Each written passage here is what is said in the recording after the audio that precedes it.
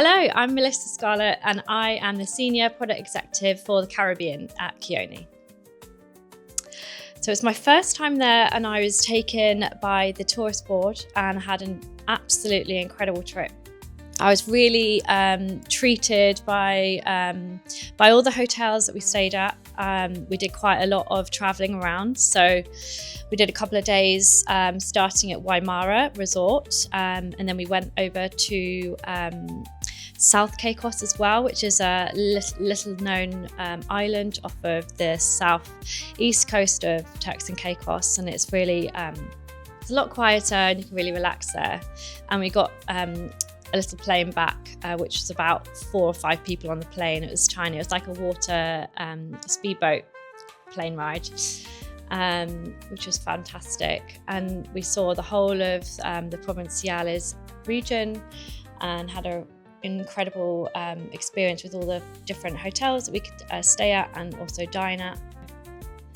I would probably say the wow moment of the trip was all of the different little aeroplanes that we took to all the different islands. So we went over to Ambergris Caye one day and all the way to South Caicos as well.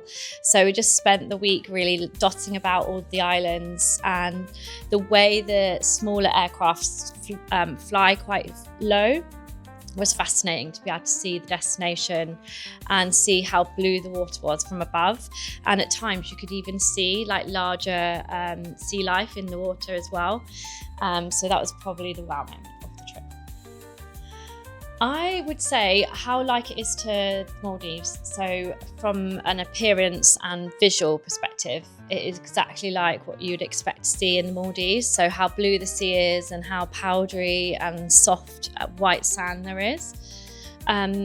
Compared to all of the other Caribbean islands, the landscape is very dry and arid. So typically in Turks and Caicos, you wouldn't traditionally see palm trees and sort of the lush sort of rainforest kind of landscape that you're used to seeing in the Caribbean.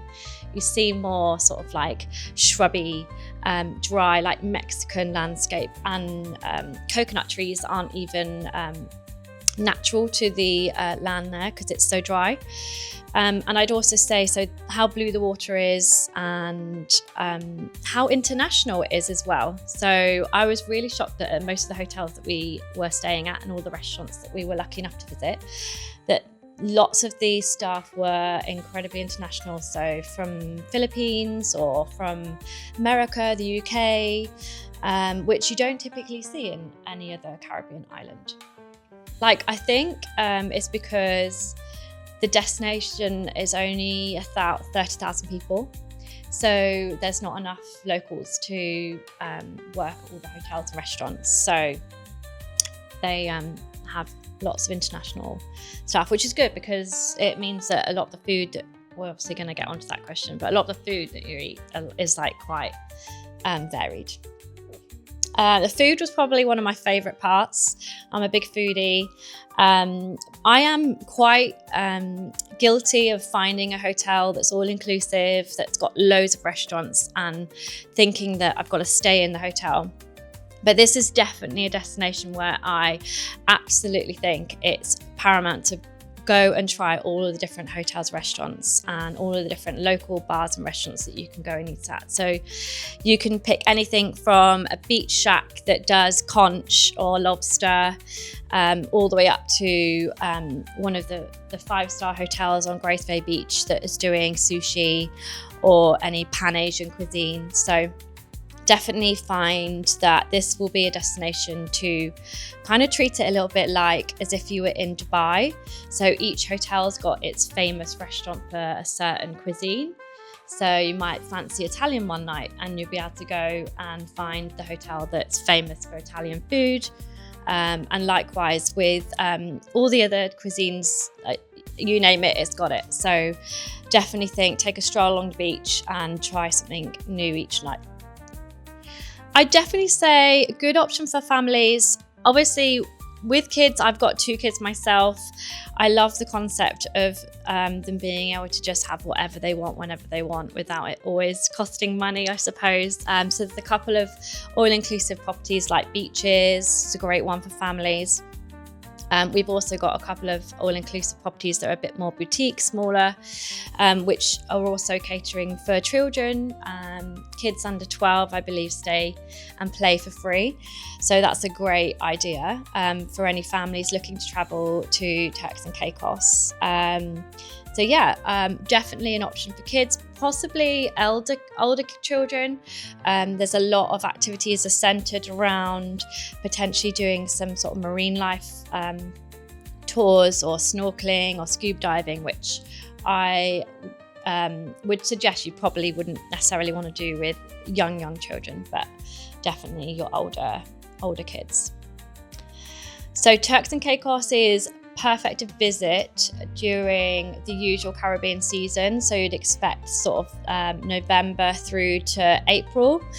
That time of year is great also because not only because of the weather being its dry season, but also because you also have the perks of being in the whale migration route on that time of year. So between January and March, you are likely to see whales passing on up north. However, I would say that don't rule out going all the way through to September, as you are likely to get a potentially better rate in hotels, and also with Turks and Caicos being a lot drier than the other islands, which obviously is relatable to its drier landscape, then you're going to get a lot less rain than potentially other islands. So it's a good option for a potentially longer season than any of the other Caribbean islands. So when I went on the BA flight that is semi-direct. So it's about 9 hours and it stops off in Nassau. And you stay on the plane, so there's no getting off and getting your bags. But any customers travelling on to Provinciales, stay on the plane and wait for some new customers to board. And about an hour later, you'll be in Turks and Caicos. There are other routes that you could go by, including the USA or other Caribbean islands as well. It's definitely a destination for beach lovers. I'm not going to deny that, but it is really popular for any divers. So it's got the third largest coral reef network in the world. So anyone that's into diving, this is probably got to be on your bucket list, I'd say. But yes, so there's a lot of tours and excursions that you can do involving the sea life, or even going and seeing some of the different islands. So there's 40 islands and keys in Turks and Caicos. And I think only 9 of them are inhabited. So yeah, get out, go explore, go do a day trip to one of the different islands that are untamed. And that would be my advice. You can go by small aircraft or by boat. And actually, when I was there, it was quite fun to mix it up. So although we did a couple of the smaller planes with Inter-Caribbean Airways or even a private jet, we did one day, which is fantastic. We also got a little speedboat over to Como, which was really fun. It was 20 minutes of thrills. And I would say that was an experience in itself, just getting to the island, for sure. So the hotels in Turks and Caicos are certainly a lot more manicured, pristine format than you would find in any other of the Caribbean islands. The island itself is a lot more polished, and I'd say that there's a better quality of hotel there. So your potentially your 4-star here might be a 5-star elsewhere. So in terms of what the hotels are like, they're very luxurious. They've got a very good service level and standard to them. My favourite hotel, I love them all for different reasons. I'd probably say Waimara. We went there first, Waimara Resort. And they just have everything nailed down to a T. Like, you could not even go and sit on a sun lounger without someone making your bed or bringing you an ice glass of water. And yeah, so service-wise, Waimara and the hotel rooms were just absolutely pristine. So we added it to the program purely through previous requests for the island and the destination, but also we featured it before, and we've always sold it well. We wanted to bring it back due to the amount of customers that were wanting to do more multi-center traveling. So in the Caribbean, we wanted to increase the ability for customers to island hop or add complexity to their itineraries. So the ability to potentially do one Caribbean island and then go on to another Caribbean to get sort of 2 holidays in one. And Turks and Caicos is perfect for that, as you can combine it with not only the USA, you can combine it with other Caribbean islands, or even do a multi-center trip there in itself. I would recommend a minimum of 4 days if you were combining it with something else. So you may want to combine it with, for example, South Caicos. So you'd want probably 4 days on Provinciales, which is the main island, and then potentially maybe 3 days over in South Caicos to really relax and get away from the world. So that's one option. If you're combining it with another Caribbean island, again, 4 days, but potentially do it at the end of your trip, I recommend, so that you can really end your trip on a high. And then if it was on its own, I would say definitely a minimum of a week. It's one of those destinations where, you've traveled across the Atlantic Ocean, so stay as long as you can. If you can do a week, great. So the last picture I took was of our amazing drivers. They were called John and Hardware, and they looked after us for the whole week that we were staying there. They were really insightful into what the top restaurants were, what the top sites and things to do on the island were. They were really personable. They were a great team, and constantly had absolutely immaculate cars. But yeah, they were lovely. So shout out to John and Hardware. Turquoise, for obvious reasons, luxurious and manicured.